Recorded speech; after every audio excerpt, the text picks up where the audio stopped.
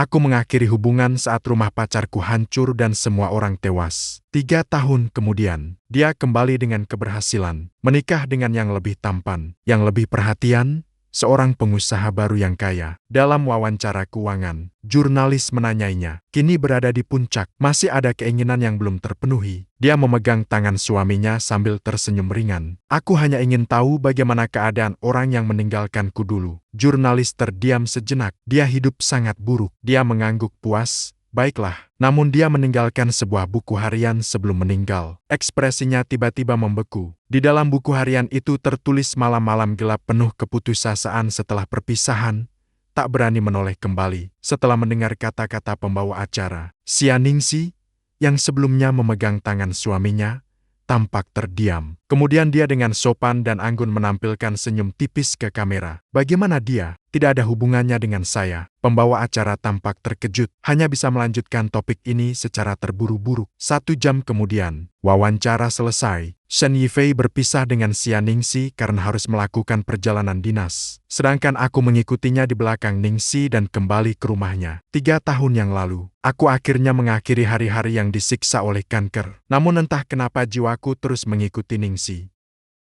Melihatnya berpelukan mesra dengan pria lain, mengatakan tidak sedih itu bohong, tapi aku tak berdaya. Lagi pula saat itu aku sendiri yang menolak dia dengan tangan. Xianingsi, langkahnya terburu-buru, kembali ke dalam kamar, mengambil yang ada di depannya. Ini jelas sudah 3 hari. Namun paket itu belum juga dibuka. Banyak orang menanyakan kepadaku, bagaimana cara menonton drama tanpa batas. Semua berkat menghemat uang, perbedaan informasi, penyimpanan ke-6 di Xianyu, berbagai keanggotaan diskon hingga 90%, menghemat uang untuk satu sarapan, membeli kopi, membeli burger, mengisi keanggotaan, memesan hotel. Sebelum memesan, melihat hiburan makan minum di Xianyu. Xianyu lebih hemat. 3 hari yang lalu, dia tiba-tiba menerima paket tanpa nama pengirim atau alamat. Dia mengira itu lelucon. Bahkan ia ingin menyingkirkan Xianingsi. Napasnya terasa agak cepat, mengambil gunting dan memotong sebuah celah. Detik berikutnya, sebuah buku harian yang agak menguning muncul di depannya. Bukan hanya Xianingsi, bahkan aku pun terkejut.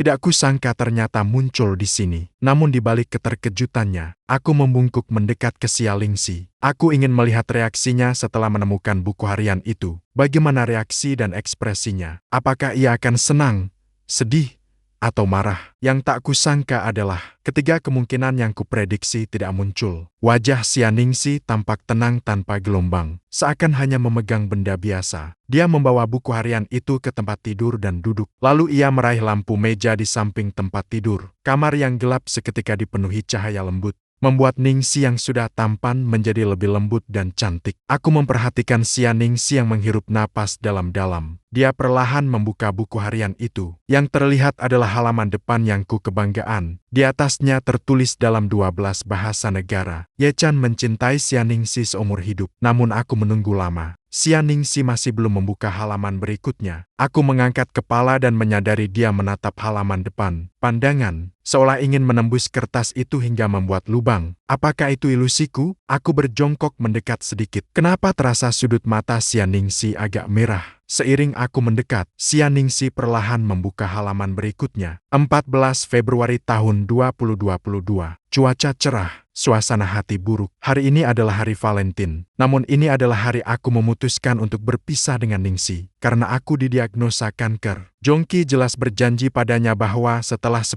tahun berpacaran, ia akan melamar. Namun aku tidak dapat menepati janjiku. Aku tidak bisa menunda dia. Dia begitu indah. Tidak boleh karena sisa hidupku terjebak dalam kesedihan. Lebih baik rasa sakit singkat daripada rasa sakit yang panjang. Biarkan aku menjadi orang jahat itu. Ningsi, jangan menyalahkanku. Xianingsi tiba-tiba menutup buku harinya. Ujung jarinya bergetar sedikit. Tatapannya penuh ketidakpercayaan. Bagaimana mungkin? Aku mendengar dia berbisik pelan. Matanya menatap wajahku. Tatapan tak sengaja membuat napasku terhenti sejenak. Dia menemukan aku. Namun 1 detik berikutnya dia mengalihkan pandangannya. Lalu dia meletakkan buku harinya ke samping. Xianingsi mengerutkan alis, menyeringai. Benar-benar buruk. Melihat aku berhasil, dia menginginkan uang. Katakan saja, tidak perlu berbelit, tapi dia masih berputar-putar dengan hal-hal ini. Aku terdiam di tempat. Aku mengerti maksudnya. Aku seorang anak yatim. Saat itu aku menerima bantuan dari keluarga Sia. Barulah bisa memiliki hidup seperti ini. Namun sayangnya keluarga Sia bangkrut. Setelah kedua orang tua keluarga Sia bunuh diri, mereka mengajukan perpisahan kepadanya. Aku masih ingat jelas kata-kata yang kuucapkan kepadanya saat itu. Jangan menghalangi aku untuk menjalani hidup yang lebih baik. Aneh, bukankah dikatakan setelah orang mati tidak ada lagi emosi dan nafsu? Kenapa hatiku masih begitu sakit? Ningsiku terus mengalami kehancuran keluarga dan kematian. Kejutan ditinggalkannya oleh pacar. Aku menatapnya. Di matanya tampak rasa pedih yang tak bisa disembunyikan terhadap Ningsiku. Betapa tak berdaya dan putus asa saat itu. Sia Ningsi tidak tahu apa yang kupikirkan. Hanya menarik selimut untuk membungkus seluruh tubuhnya. Selimut berayun beberapa kali lalu menjadi tenang. Mungkin dia terlalu lelah. Mungkin sudah tertidur. Aku berjongkok menjaga di samping tempat tidurnya. Dengan cahaya redup lampu meja, berani hanya diam-diam menatapnya lewat selimut. 24 Februari tahun 2022. Cuacanya mendung. Suasana hati buruk. Sudah 10 hari sejak aku berpisah dengan Ningsi.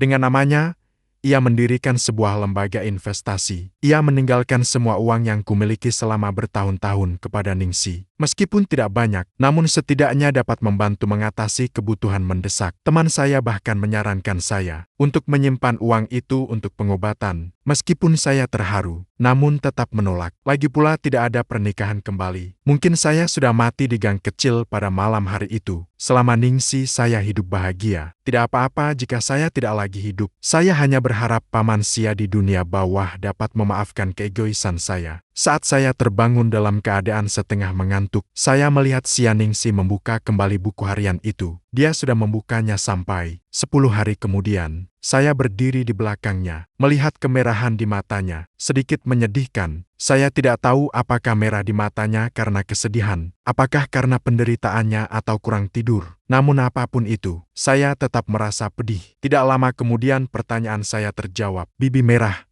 tolong buatkan sup tambahan untuk saya. Akhir-akhir ini saya tidak tidur dengan baik." Setelah kata-kata itu terucap, bulu mata saya bergetar beberapa kali. Semua orang sudah mati. Ternyata masih ada pikiran-pikiran yang terlalu romantis ini. Saya mengejek diri sendiri dalam hati. Namun melihat Sia Ningsi yang lelah dengan mata tertutup di depan saya. Secara refleks saya melangkah maju satu langkah. Ingin memijat pelipisnya seperti dulu. Sia Ningsi berada dalam keluarga kaya. Ada terlalu banyak hal yang di luar kendalinya. Dulu setiap dia pulang dari pertemuan sosial, paling suka meringkuk di pelukanku sambil manja. Membiarkanku memijat pelipisnya yang sakit. Orang di depanku tiba-tiba membuka mata. Kami saling menatap di cermin. Ningsi tidak memberi reaksi apapun. Justru aku yang ketakutan dan menarik kembali tanganku. Detik berikutnya, aku tak tahan lagi dan menggelengkan kepala. Bagaimana mungkin Ningsi bisa melihatku? "Ningsi, aku tidak tahan." Berbicara dengan suara lembut, "Istirahatlah dengan baik. Aku merasa peduli padamu." Kata-kata yang dulu mudah diucapkan, sekarang malah menjadi keinginan yang mewah. 1 Maret tahun 2022. Cuaca cerah, suasana hati buruk. Hari ini ketika bangun tidur, dokter juga memberiku kabar baik. Dia berkata kondisi penyakitku semakin cepat memburuk. Sekarang aku bahkan kesulitan bangun dari tempat tidur. Apakah aku akan segera mati? Apakah akhirnya aku bisa mengakhiri penderitaan ini? Datang ke rumah sakit menemaniku. Dia juga memberiku kabar baik. Dia berkata Ningsiku kini melangkah satu demi satu. Perkembangannya semakin baik. Aku ingin menjawabnya sambil tersenyum. Tentu saja, tapi tanpa sengaja mengeluarkan setetes darah. Membuatnya sangat ketakutan. Sebenarnya tidak apa-apa. Aku sudah terbiasa. Hanya saja memikirkan kematian. Aku tetap masih agak khawatir tentang Ningsiku. Melihat isi buku harian yang baru, aku tak sadar teringat pada kepanikan saat itu. Saat itu, Qin Fang pertama kali melihatku dalam keadaan lemah seperti ini. Padahal biasanya aku sangat pandai menyembunyikannya. Aku memberitahunya, tubuhku perlahan-lahan membaik. Tapi apa yang dia lihat dengan mata kepalanya tetap tidak bisa disembunyikan. Hari itu dia datang menemuiku, membawakan stroberi favoritku. Tapi aku sudah tidak bisa memakannya. Oh ya, sebenarnya aku alergi terhadap stroberi. Stroberi sebenarnya adalah buah favorit Sia Ningsi. Aku menyukainya karena aku mencintainya. Jadi aku juga suka makan stroberi. Melihat wajahku yang pucat, Dia mengeluarkan ponsel untuk menelpon Ningsi, tapi aku menghentikannya. Tidak boleh memberitahu Ningsi. Dia harus mengejar hidupnya yang indah. Tidak boleh terkurung olehku.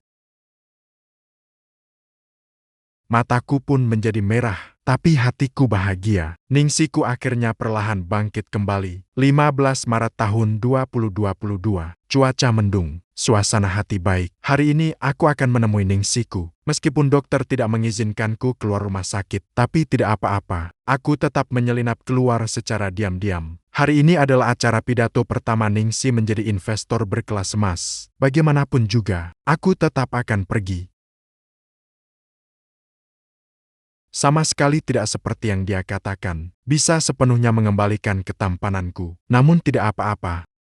Lebih baik daripada menakutkan dengan kepala botak besar. Ningsiku tetap cantik seperti biasa. Ternyata setelah meninggalku, dia hidupnya lebih baik daripada sebelumnya. Namun aku mendengar orang lain berkata, dia akan bertunangan dengan orang lain. Ningsi, aku berharap kamu bahagia. Tapi maafkan aku, agak egois. Aku masih berharap kamu melupakan perlahan. Aku tidak tahu alasannya. Beberapa hari belakangan ini aku tiba-tiba mengantuk. Namun untungnya setiap bangun aku bisa melihat Ningsiku. Aku tidak lagi harus hanya mengandalkan foto untuk memikirkannya. Meskipun dia sekarang tidak dapat melihatku, namun aku dapat terus menemani dia dengan terang-terangan. Namun Ningsi kembali melihat buku harianku. Apakah ini hiburan saat bosan? Aku duduk di sampingnya. Pandangan matanya jatuh pada buku harianku. Kali ini Ningsi membaca buku harian lebih lama daripada sebelumnya. Tapi kali ini, entah kenapa, dia terus menatap, lalu menutup wajahnya dengan buku harian dan mulai menangis. Apakah dia menangis demi aku? Aku berjongkok, ingin meraih tangan untuk menghapus air matanya. Namun ketika pandangan matanya tertuju pada ponsel di depannya, aku terdiam di tempat. Foto yang muncul di ponsel Ningsi adalah suaminya,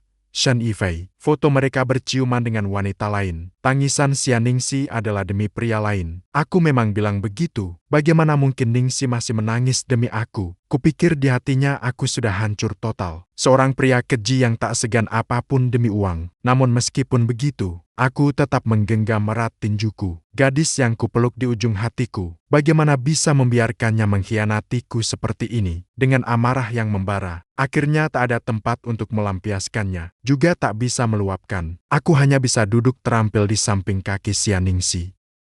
Yang bisa kulakukan sekarang hanyalah diam-diam menemaninya. 20 Maret tahun 2022. Cuaca mendung, suasana hati buruk. Hari ini Ningsiku mengumumkan kabar bahagia pertunangan dengan Shen Yifei. Seharusnya aku bahagia untuknya. Tapi entah kenapa aku tetap menangis. Bagaimana aku berani menangis? Padahal saat itu aku sendiri yang menolaknya dengan tangan sendiri. Aku kembali keluar rumah sakit secara diam-diam. Aku bersembunyi di dekat rumah diam-diam mengamatinya. Tubuhku kini bungkuk, wajahku pucat seperti hantu. Namun aku masih bertemu Ningsi. Ningsi tidak sengaja menatapku. Aku membuatnya terkejut, tapi untungnya aku cepat bereaksi. Bahkan jika kegelisahan mendidih hampir meledak, aku juga cepat berlari menjauh. Aku tidak boleh membiarkannya mengenalku. Tapi tidak tahu apakah itu ilusiku. Sepertinya aku mendengar Ningsi memanggil namaku. Ningsi menenangkan hatinya, membuka kembali buku hariannya. Mungkin ingin meredakan emosinya lewat situ. Aku berpikir begitu, tapi tidak tahu kenapa. Beberapa hari terakhir tubuhku semakin transparan. Apakah ini berarti aku akhirnya akan masuk neraka? Aku menunduk melihat tanganku yang hampir transparan, menyipitkan mata. Sejak kemarin, ingatanku semakin kabur. Padahal 3 tahun sebelumnya aku ingat semuanya dengan jelas. Aku bisa menahan apa saja, tapi aku tidak ingin melupakan Ningsi. Aku menatap Ningsi. Hatiku ingin menangis. Namun meski mata berkedip,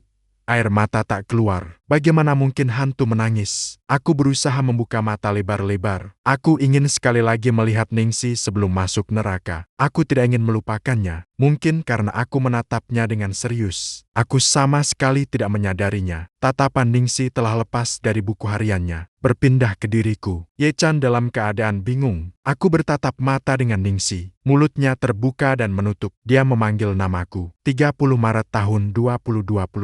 Cuaca cerah, suasana hati buruk. Hari ini adalah resepsi pertunangan Ningsi. Baik secara publik maupun pribadi. Aku ingin pergi melihat. Hanya saja aku memang tidak lagi memiliki kemampuan untuk bergerak. Dia juga memberiku foto Ningsi. Ningsi dalam foto itu sangat cantik, lebih cantik daripada yang aku bayangkan. Dia tersenyum sangat bahagia. Kelihatannya dia sudah melupakanku. Ya, kalau begitu, tidak apa-apa. Ningsi tidak perlu lagi hidup mengikuti aku. Tidak perlu lagi menuruti keinginanku makan di warung pinggir jalan. Tunangannya tidak semiskin aku. Dia bisa memberikan pernikahan terbaik dan paling megah untuk Ningsi. Juga mampu membeli gaun pengantin yang diinginkan Ningsi. Bersama saya, Ningsi memang menderita banyak. Namun ke depannya, Ningsi milikku bisa bahagia. Ningsi, aku mencintaimu. Saya tidak tahu mengapa Ningsi tadi memanggil nama saya. Di dalam hati saya ada harapan sekaligus ketakutan. Selalu ada orang yang berkata, jika orang yang sudah meninggal berada di sisi orang yang masih hidup, akan membawa sial bagi yang masih hidup. Namun pada awalnya, saya sudah mencoba segala cara untuk pergi. Namun keesokan harinya setelah bangun tidur, saya masih tetap berada di sisi Ningsi. Melihat Ningsi semakin baik, sepertinya dia juga tidak menyadari keberadaan saya. Saya pun perlahan melepaskannya. Namun pada saat ini saya masih menjadi gugup. Namun Ningsi hanya berseru satu kalimat, lalu melanjutkan melihat ke depan. Meskipun saya bingung, tapi sekarang saya bahkan tidak memiliki kemampuan untuk berbicara dengan Ningsi. Ningsi tidak lagi membuka mulut, satu orang dan satu hantu. Tapi ternyata mereka bisa bergaul begitu harmonis. Setelah cukup lama, sangat lama sampai tubuh saya mulai kebas. Ningsi berdiri. Saya tidak tahu kemana dia akan pergi. Saya buru-buru bangkit, ingin mengikutinya. Namun kaki yang kebas membuatku terjatuh ke tanah. Namun untungnya Ningsi tampaknya lupa mengambil sesuatu. Awalnya dia sudah menempuh jarak yang cukup jauh. Ternyata dia berbalik mencari barang itu. Aku juga meredakan rasa kebas di kakiku. Aku naik mobil bersama Ningsi. Melihat jalan yang familiar, aku tahu dia akan pergi lagi ke Kulwanf di barat kota untuk berdoa 3 tahun yang lalu. Mungkin untuk memohon reinkarnasi yang baik bagi keluarga yang bunuh diri karena dia, juga mungkin berdoa untuk diriku dan suamiku. Roh tidak dapat masuk ke dalam kuil, jadi aku, seperti biasanya, duduk bersila di bawah pohon besar di depan kuil, menunggu Ningsi keluar. Namun kali ini Ningsi lebih lama daripada sebelumnya. Aku menunggu dari sore hingga matahari terbenam, lalu menunggu lagi dari matahari terbenam hingga malam tiba. Akhirnya di bawah lampu jalan yang redup, aku melihat sosok lelah Ningsi. Aku buru-buru mendekat. Detik berikutnya, aku terkejut melihat mata merah menyala Ningsi. Bagaimana bisa masuk untuk berdoa, dan malah membuat dirinya seperti ini? Apakah dia diperlakukan buruk? Aku mengangkat pandangan ke pintu kuil. Tepat kebetulan bertemu dengan Ebet Song Ningsi yang keluar. Dia tidak melihat Ningsi. Sebaliknya, tatapannya penuh makna. Menatapku dengan tajam. Hatiku berdebar kencang. Mungkinkah Ebet ini melihatku atau tidak? Tunggu. Aku berpikir dulu. Ningsi sudah memulai. Mobil, tidak ada pilihan. Aku hanya bisa naik mobil dulu. Namun melihat alisnya berkerut, mata merah menyala Ningsi. Aku sangat cemas. Tapi aku tak bisa berbuat apa-apa. 1 April tahun 2022.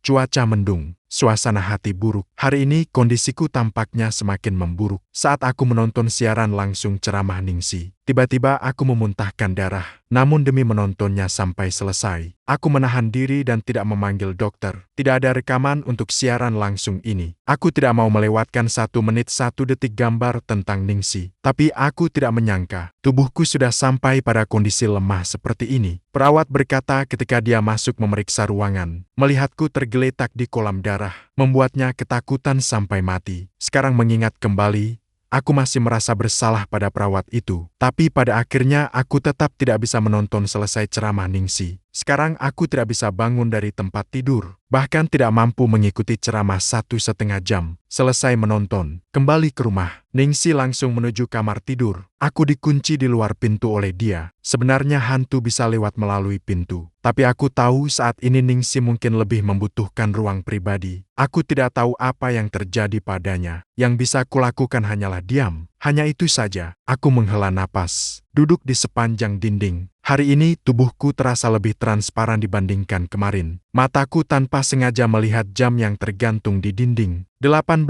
Mei tahun 2025.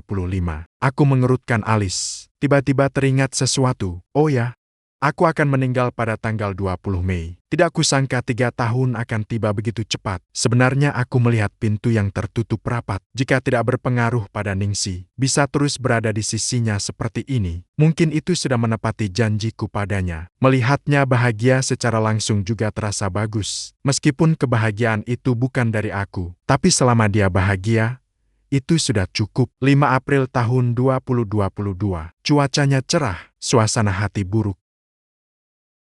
Dia memberiku foto pernikahan Ningsi. Dia berkata Ningsi menangis beberapa kali saat pemotretan. Mungkin dia teringat padaku, tapi aku rasa itu tidak mungkin.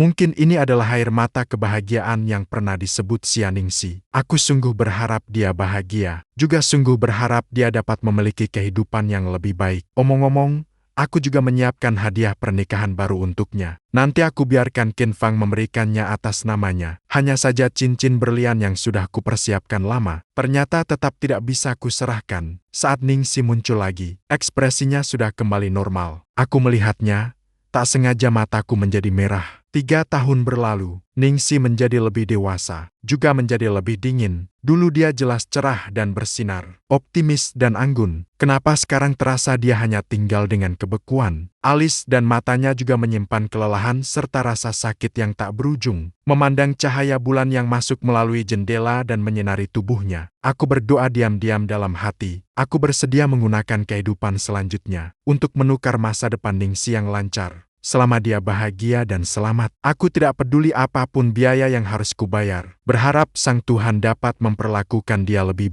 baik lagi. Tiba-tiba terdengar suara di pintu. Shen Yifei kembali. Aku menundukkan mataku dengan kesepian, sedang bersiap mencari tempat untuk bersembunyi. Tidak ingin melihat kebahagiaan mereka. Tiba-tiba terdengar suara seorang gadis asing. Lin Shiji. Aku tiba-tiba menatap orang yang datang. Di luar pintu berdiri seorang perempuan dengan gaun panjang berwarna kuning bebek. Gadis dengan perut kecil dan lutut tertekuk. Hatiku langsung berbunyi alarm. Ini adalah foto yang sebelumnya Ningsi lihat saat perselingkuhan. Gadis yang berpelukan dengan Shen Yifei. Aku berdiri, namun hanya bisa menatap Shen Yifei dengan tak berdaya. Membawa gadis itu melewati tubuhku yang transparan. Shen Yifei, dalam kepanikan, aku berteriak, "Bagaimana kamu bisa mengkhianati Ningsi?" Suaraku terdengar keras, namun tidak ada yang mendengar. Sia Ningsi tidak berkata apa-apa, hanya menatap mereka dengan pandangan tenang. Shen Yifei tersenyum padanya, mengambil sebuah dokumen dari dalam map, mendekat untuk melihat. Ternyata itu adalah surat perjanjian perceraian. Aku membuka mata lebar, marah sampai seluruh tubuhku gemetar. "Mari kita bercerai." Aku cemas menatap Ningsi. Ningsi pasti sangat sedih. Aku menyaksikan semua yang dulu dilakukan Ningsi untuk Shen Yifei. Rasa cemburu menggelayuti hati. Dia akan bangun pagi demi membuat sup untuknya. Dia akan dengan penuh perhatian merawatnya yang mabuk di tengah malam. Bahkan dia,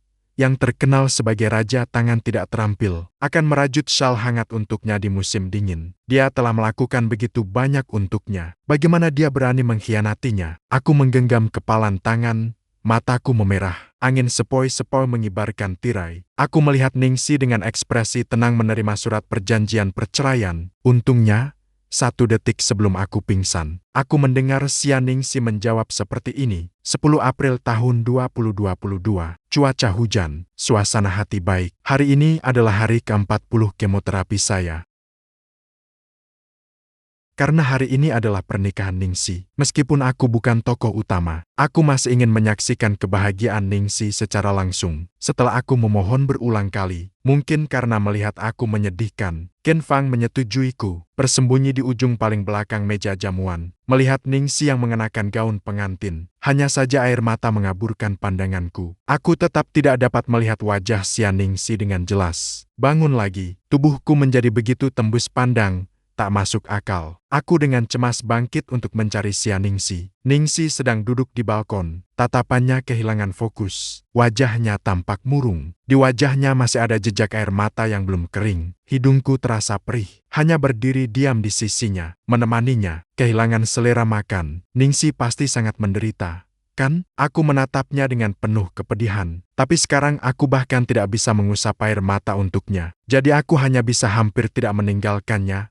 mengikutinya terus. Aku takut dia melakukan hal bodoh. Orang luar berkata bahwa investor papan atas Ningsi adalah seorang jenius. Dia adalah bakat langka yang sulit ditemui. Tapi aku tahu semua gelar dan sebutan itu hanyalah hasil Ningsi menelan rasa bersalah. Menelan ke dalam perut. Di tengah malam, berguling-guling tak bisa tidur, hasil kerja keras langkah demi langkah. Ningsiku lebih berusaha dan serius daripada kebanyakan orang di dunia ini. Semua yang dia dapat tidak pernah semudah yang orang lain katakan. Ningsi duduk di kursi. Di pangkuannya terletak buku harianku. Dia mengangkat kepala menatap bulan, menggumamkan suara, "Ya Tuhan, aku sebenarnya melakukan apa untuk membuatmu marah? Kenapa kamu selalu salah? Bahkan jika aku memiliki sedikit kebaikan." Ningsi berbicara dengan kosong, seakan semua napasnya tersedot habis. Dada tiba-tiba dipenuhi rasa asam. Air mataku langsung mengalir. "Ningsi," aku memanggil dengan suara pelan. Takut suaraku terlalu keras akan memecahkan boneka porselen yang rapuh ini. 27 April tahun 2022. Cuaca cerah, suasana hati buruk. Hari ini aku meminta Qin Fang membawaku kembali ke kota kecil tempat kelahiranku. Disinilah tempat aku pertama kali bertemu Ningsi. Ada begitu banyak kenangan. Di ambang kematian, aku meninggalkan tempat terakhir di sini.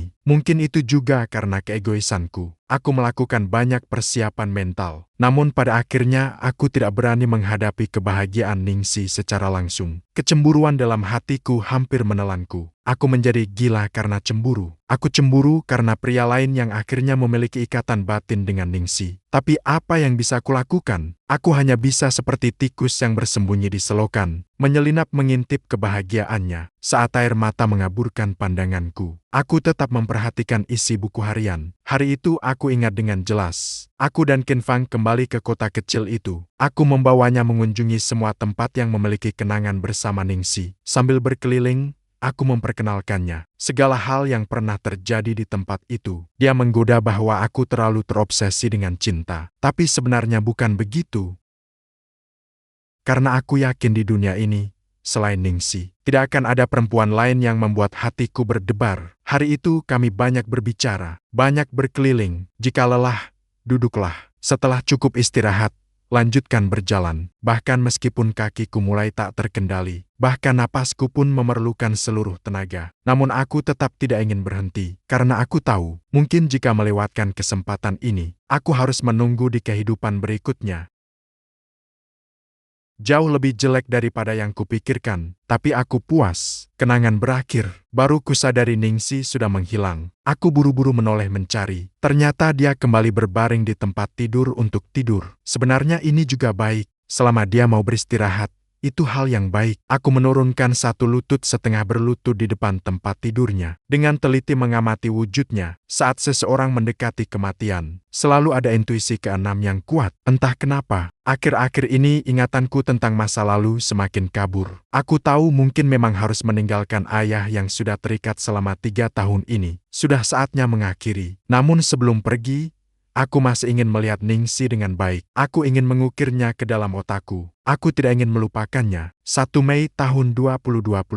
Cuaca cerah, suasana hati buruk. Akibat kebebasan berlebihan adalah masuk ke ICU. Beberapa hari yang lalu aku lari keluar. Aku tetap pingsan. Tanpa sengaja juga menakut-nakuti orang lewat. Sungguh agak memalukan. Namun setelah kali ini, rumah sakit mengirim perawat untuk berjaga secara bergiliran. Dengan orang-orang yang menghalangi ini, aku benar-benar tidak bisa keluar. Namun kali ini para perawat bisa tenang. Karena sekarang aku bahkan tidak bisa makan sekalipun. Bahkan tidak bisa ke toilet. Melihat diriku sendiri, aku tampak berantakan. Jika Ningsi melihatnya, apakah dia akan merasa kasihan padaku? Sudahlah, itu hanya omonganku saja. Lebih baik jangan menakut-nakutinya. Matahari di luar begitu hangat. Tapi aku tidak tahu apakah masih bisa melihat matahari besok. Lagi pula setelah menulis kata-kata ini, aku hampir tidak bisa bernapas. Diriku pun bengkok-bengkok, sangat jelek. Sekali lagi fajar menyingsing. Yang tak kusangka adalah, aku ternyata kembali bertemu Qin Fang. Anak itu menjadi jauh lebih tampan daripada sebelumnya. Namun masih sedikit kurang dibanding masa puncakku. Lihatlah.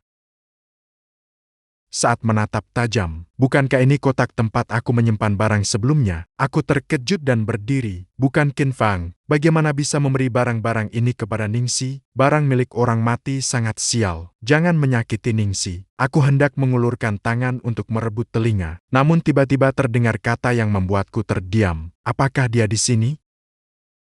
Ia mengerutkan alis dan bertanya kepada Ningxi. Dia menoleh dan melirikku sekilas. Apa maksudnya dia di sini? Mataku bergetar. Nafasku pun tak sadar menjadi cepat. Apakah itu seperti yang aku bayangkan? Apakah Ningxi dapat melihatku? Mendengar jawaban Ningxi, Qin Fang mengangkat senyum tipis. Kau bilang, apakah ini takdir tanpa kebersamaan? Kalian jelas saling mencintai, namun tidak bisa bersama. Kata itu seperti petir yang menggelegar, menerjangku, membuatku tak dapat berdiri stabil. Pandangan Ningxi lembut. Ningxi mengangkat sudut bibirnya. Kita memang memiliki takdir dan kebersamaan. Sinar matahari yang menyilaukan membuat mataku terasa tidak nyaman. Tapi ketika aku menatap lebih jelas, barulah aku menyadari cincin berlian yang belum sempat ku terima terpasang di tangan Ningxi. 19 Mei tahun 2022. Cuacanya cerah, suasana hatiku buruk. Aku merasa aku hampir mati. Semoga di kehidupan berikutnya aku masih bisa bertemu Ningxi. Aku mencintaimu. Di buku harian ada noda darah yang sudah mengering. Aku menulis, lalu kembali dibawa ke AIXU. Kali ini aku benar-benar tidak bisa keluar lagi. Suara Ningxi kembali terdengar. Dia berair mata.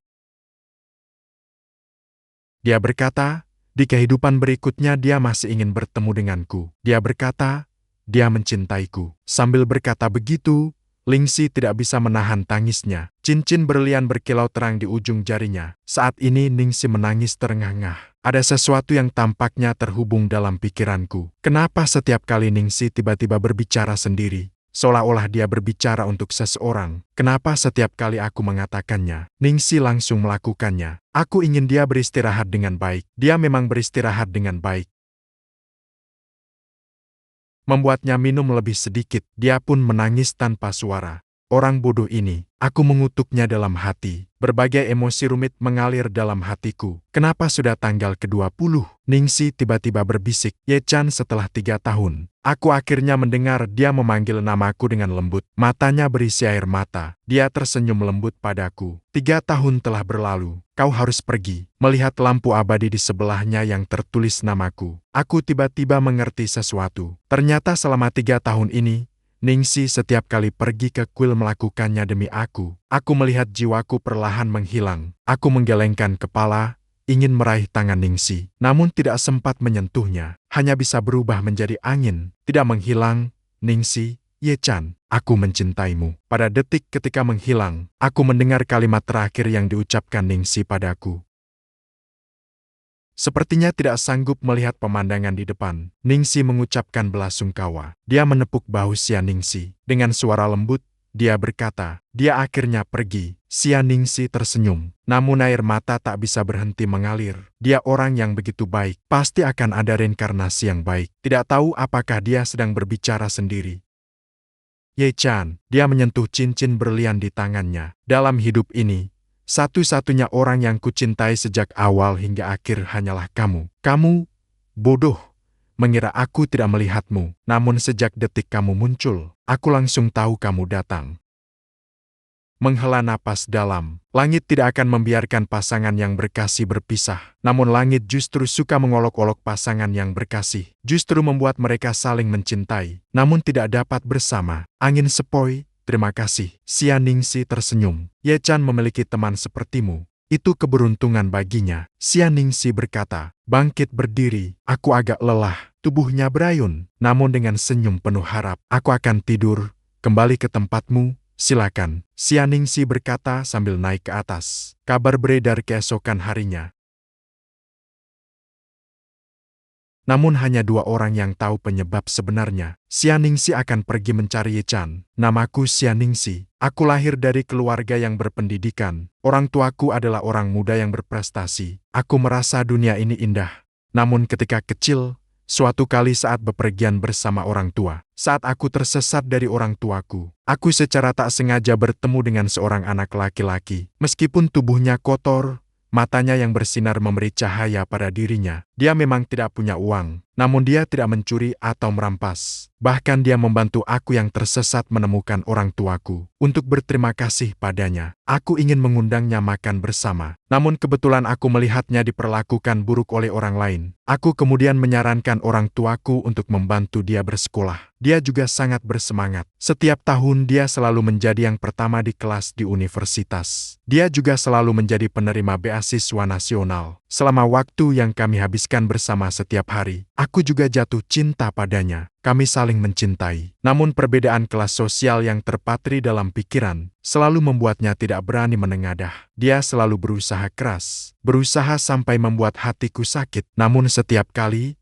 dia hanya tersenyum lebar sambil berkata, dia melakukan ini agar aku tidak menderita. Namun dia tidak tahu, selama aku bisa bersamanya, aku tidak lagi merasa hidup ini pahit. Akhirnya kami mendapatkan persetujuan orang tua. Kami akhirnya dapat makan dan berkencan bersama secara terbuka. Kami pernah berjanji pada ulang tahun ke-10 hubungan kami. Dia melamar aku, namun dia tidak melakukannya. Ketika keluarga Sia kami direncanakan untuk bangkrut, orang tua kami tidak tahan dan bunuh diri. Satu-satunya orang yang bisa kuandalkan hanyalah dia. Namun dia meninggalkanku tanpa memikirkan apapun. Ia pergi. Pada saat itu, aku merasa seluruh duniaku runtuh. Aku mulai meragukan diriku sendiri. Apakah semua yang dulu hanyalah kebohongan? Ye Chan memang benar-benar seorang aktor utama. Tapi aku tidak boleh menyerah. Aku harus membantu orang tua mengembalikan semua milik keluarga Sia. Aku bekerja keras. Malam hari, aku menenggelamkan pikiranku dengan alkohol. Namun aku masih terbangun di tengah malam berkali-kali. Mimpi tentang kata-kata kejamnya. Dia berkata, jika aku meninggalkanmu, aku akan menjadi lebih baik. Aku berusaha terus mendaki. Akhirnya aku mencapai posisi di mana tidak ada lagi yang bisa menindakku. Namun secara tak terduga, aku bertemu dia di dekat rumah. Dia menjadi sangat kurus. Kulitnya pucat. Bukankah dia bilang sudah meninggalkanku? Apakah dia akan hidup bahagia? Aku memanggilnya, tapi dia tidak menoleh. Untuk membuatnya marah, atau mungkin untuk menemukannya. Aku bertaruh satu kali. Aku bertunangan dengan orang lain. Aku yang biasanya rendah hati, mengumumkan kabar gembira ini dengan gegap gempita. Namun aku tetap belum menunggunya. Saat itu aku berpikir, bahkan jika dia kembali hanya demi uangku, aku tetap menerima bahwa dia tidak kembali. Pasangan bisnis yang bertunangan, memiliki seorang wanita yang sangat dicintainya. Namun karena alasan keluarga, dia tidak bisa bersamanya. Saat dia mengetahui ada orang lain di hatiku, kami langsung sejalan. Kami menikah, namun masing-masing tinggal terpisah. Akhirnya aku bertemu Ye Chan.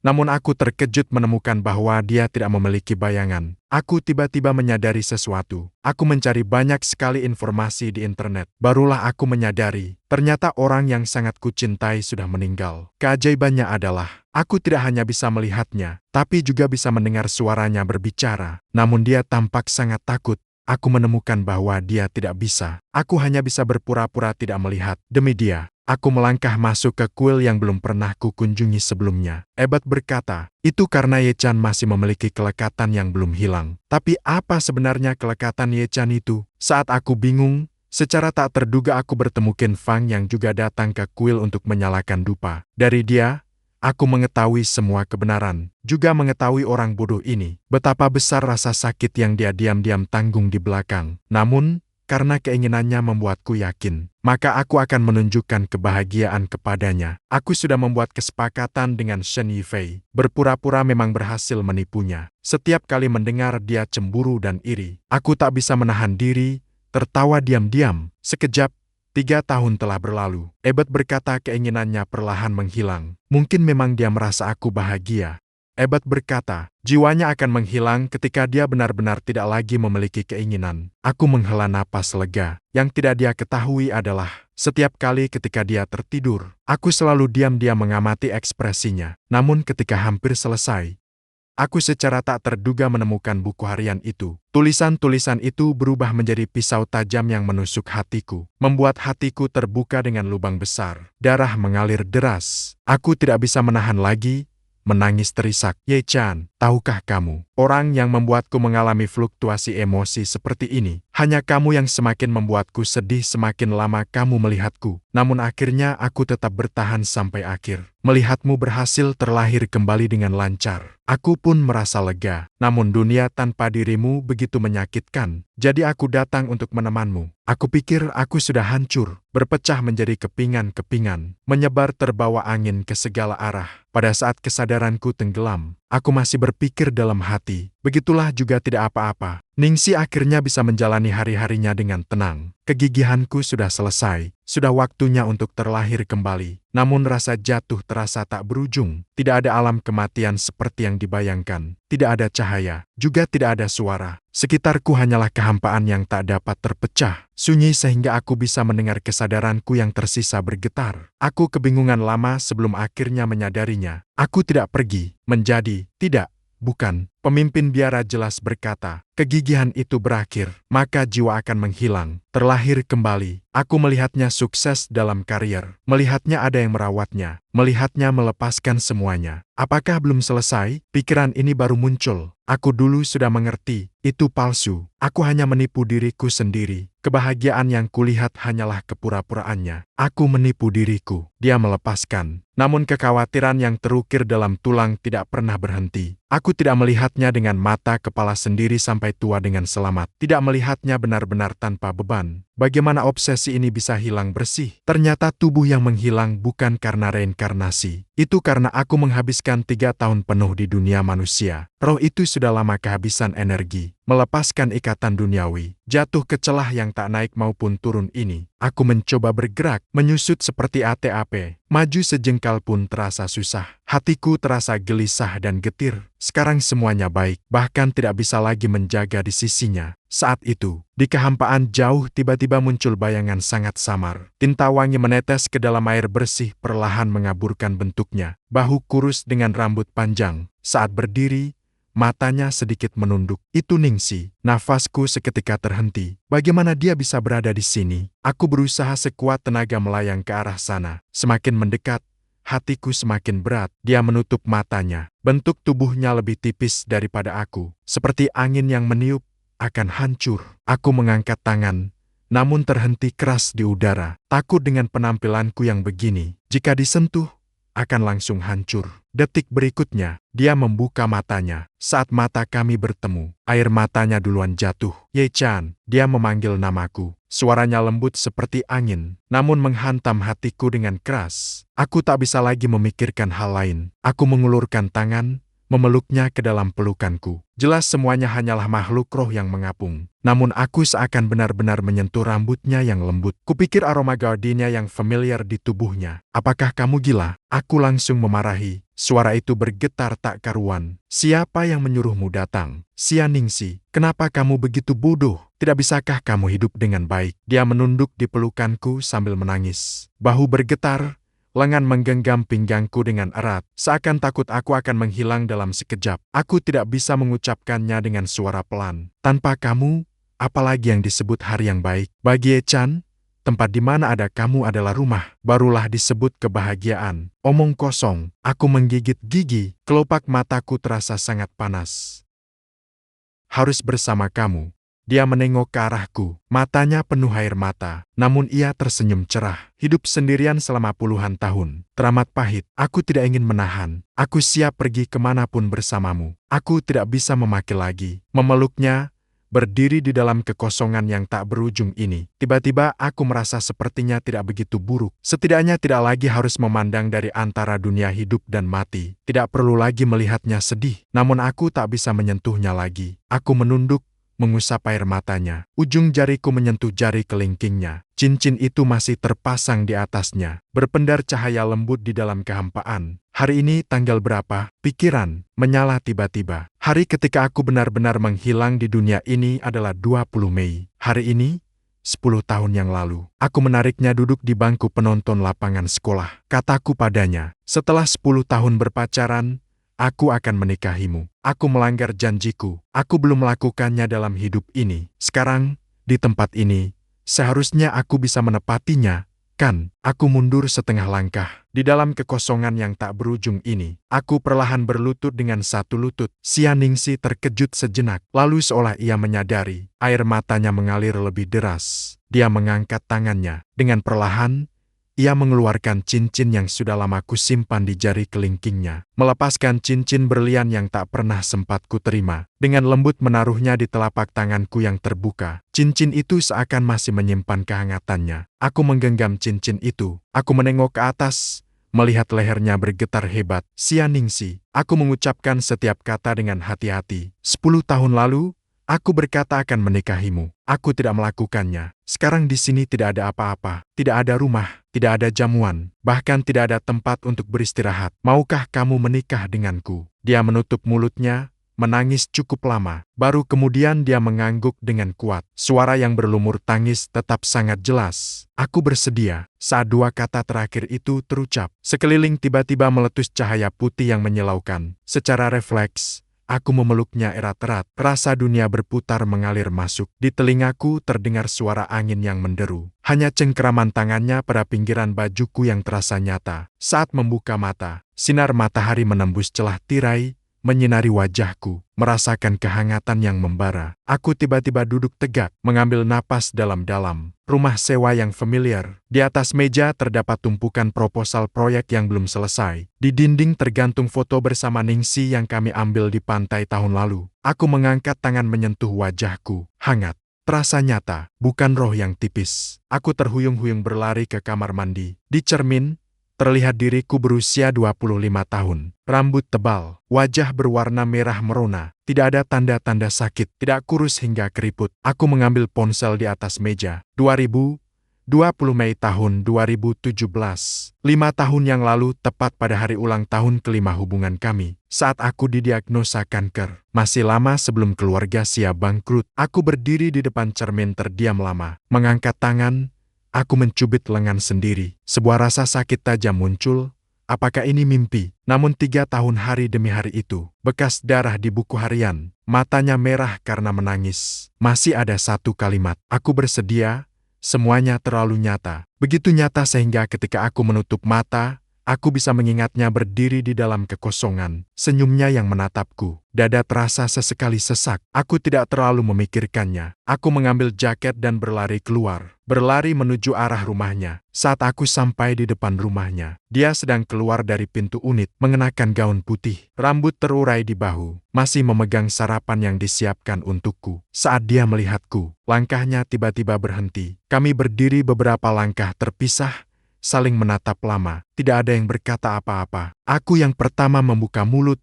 Suaranya agak serak. Ningsi, aku bermimpi semalam. Dia menatapku, bulu matanya bergetar. Aku bermimpi bahwa kanker yang kumiliki membuatku mati, menjadi hantu, mengikuti di sisimu selama 3 tahun. Aku menatap matanya perlahan-lahan berkata, aku juga bermimpi bahwa aku tak sempat melamarmu. Air mata Xianingsi mengalir deras sekaligus. Dia berdiri di tempat, menatapku. Setelah menangis cukup lama, baru terisak iris membuka mulut. Aku juga bermimpi. Aku bermimpi bahwa keluarga Xia bangkrut. Orang tua kami meninggal. Kamu mengajukan putus hubungan denganku. Aku bermimpi bahwa aku mencarimu lama. Baru kusadari bahwa kamu selalu ada di sisiku. Aku juga bermimpi berada di tempat yang putih bersalju. Kamu berlutut dengan satu lutut, melamarku. Angin berhembus melewati pohon phoenix di pinggir jalan. Daunnya berdesir. Aku melangkah cepat ke arah sana. Kuulurkan tangan, memeluknya erat dalam pelukanku. Kali ini memang hangat, lembut.